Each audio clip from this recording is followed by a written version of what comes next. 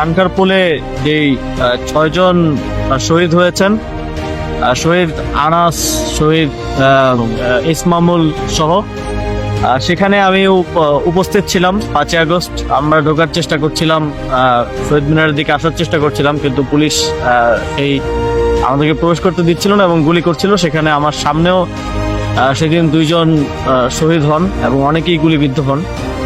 সেই মামলায় আজকে আমি ট্রাইব্যুনালে আমার অসমাপ্ত সাক্ষী দিতে এসেছি এবং আমার বক্তব্যের পক্ষে 2টি ভিডিও চিত্র আজকে দাখিল করেছি এবং আমাদের ডিবি অফিসে যে জোরপূর্বক যেই তাদের লিখিত বক্তব্য পাঠ করানো এবং আমাদের পরিবারকে নিয়ে এসে আমরা সুস্থ আছি মর্মে বক্তব্য দেওয়ানো, এই ভিডিওগুলো আমি ট্রাইব্যুনালে দাখিল করেছি এবং এর প্রেক্ষিতে আসামি পক্ষের যারা লয়ার ছিলেন, আইনজীবীরা জেরা করেছেন এবং সেখানে আমি আমার উত্তর দিয়ে আজকে আমার সাক্ষ্য গ্রহণ শেষ হয়েছে। আমি এই হত্যাকাণ্ডের সাথে জড়িত সকলের দৃষ্টান্তমূলক শাস্তি চেয়েছি।